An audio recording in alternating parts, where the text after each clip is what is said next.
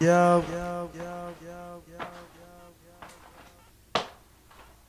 Yo. Hey everyone, Twig here. Where were you born? The United States, Bolivia, Papua New Guinea, or the UK? Well, wherever you were born, we can all agree on one thing. We are all species of Earth. The third planet in the solar system, located about 150 million kilometers away from the Sun, and the only recorded planet in the universe to have human life. Earth is a blue marble of nitrogen and oxygen. 78% and 21% to be exact. The other 1% of Earth is made by other gases. You, me, the person sitting next to you, if you're watching this with someone else, we're all living on Earth. Also, Earth is so massive that you can't even feel its movement. In the next 2 seconds, you will be 1 kilometer east from where you are now due to Earth's rotation. Earth is really surprising, and there are a lot of things to love and, well, dislike about it, sadly. But like everything in the universe, Earth will come to an end. The end of the world is the way we like to put it, but when, how, and will Earth actually end?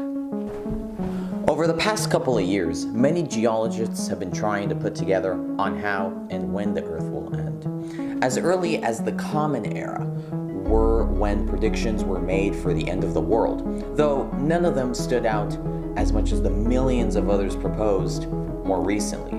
The most common predictions on how Earth will end are asteroid or comet impact on Earth's surface, explosion of a supernova within a few light years, engulfed by the sun, where it will transform into a red giant star. An asteroid impacting Earth is the most common way people think at least once a year on how the Earth will end. Social media has had us on our feet with many inaccurate dates on when an asteroid will hit Earth and the end will come. Of course, not all of these were fake. Some asteroids in fact did pass Earth, and NASA made claims about it, but they didn't state that they would end Earth, instead pass through it, or worst case scenario, do hit Earth, but not to the point where it will go. An asteroid would have to be 10 to 16 kilometers across in order for it to destroy life on Earth. A probability of this happening is 1 times 10 to the negative 6%. In order for it to destroy Earth, it is good to know that it would take an asteroid about as big as Earth to destroy Earth itself, but it would take far less to eliminate life on Earth. Any space rock that is at least 140 meters in diameter and orbits within 7.4 million kilometers could potentially destroy Earth. NASA also stated that an impact from such a rock could completely destroy a city and the surrounding countryside. Don't worry though, the chance that an asteroid could impact the town where you are living right now has a 0.1% chance of happening.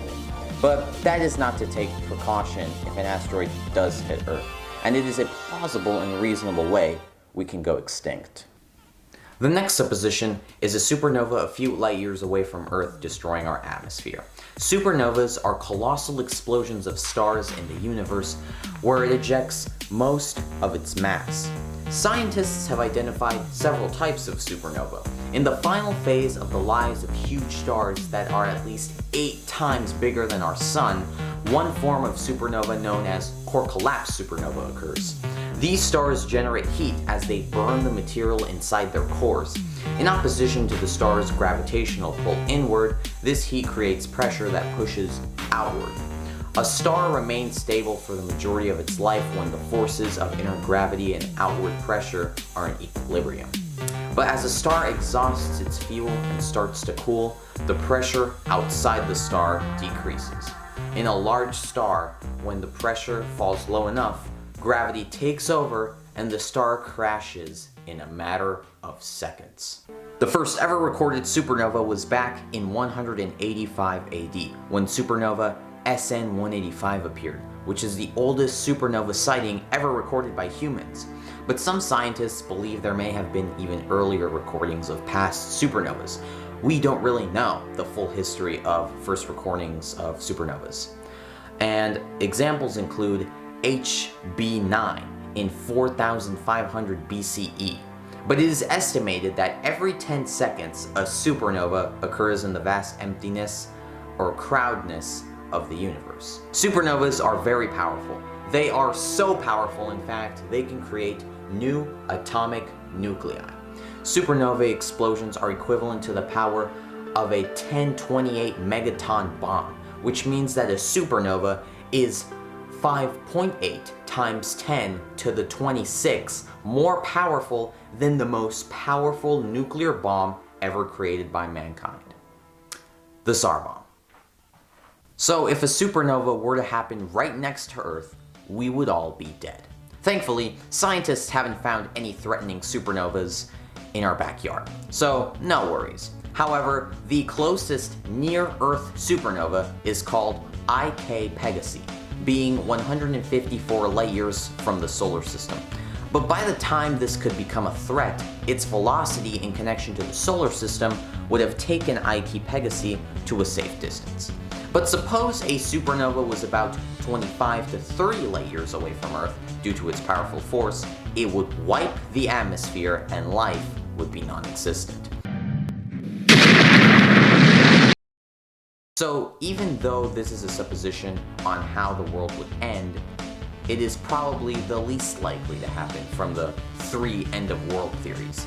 Even with the Sun, due to its small mass compared to other giant stars, it can't become a supernova. It would actually become a white dwarf due to its losing its outer layers. Which leads us to the Sun itself. Probably the most common way people think that the world will end, the Sun becoming a red giant star and obliterating Earth. Well, not that quickly. It will be a slow process because, logically, it's not like one day the Sun will decide to grow extensively on its own. In about 5 billion years, according to scientists, the Sun will become a red giant star due to it exhausting the hydrogen fuel in its core and start burning helium, which leads it to turning into a red giant star. During that shift, its atmosphere will expand out to somewhere around 1 astronomical unit. The current average Earth-Sun distance, which means that first that the Sun will engulf Mercury, Venus, and most likely Earth. Any remaining people on Earth will have long since left the brighter Sun behind them, or, as some scientists have lately proposed, transferred the planet itself to a happier orbit. In other words, no humans would exist on Earth at that time. It could be considered a cataclysm on Earth unless us humans migrate to other Earth-like atmospheres in the solar system, or possibly other universes. So in conclusion, the most plausible way our world would end physically is thanks to the thing that gives us life, the Sun. Well, right now it's not out, but you know what I mean.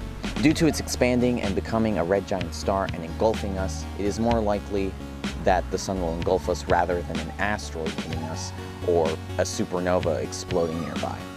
They wouldn't have the energy to annihilate this blue marble depending on the circumstances, but scientists give lower percentages on these things happening than the Sun becoming a red giant. Humans will probably have left Earth before the Sun expands, and we will change. Our evolution will leave a mark in history, but later, we will be a part of history, but to the aliens in the universe. We are really fortunate to be born during this time and not 4.5 billion years in the future. Depending on where you live, enjoy the heat or cold today because we won't have it in 5 billion years from now. Thank your parents today for conceiving you at such a good time. Be sure to subscribe. And so with that, thanks for watching.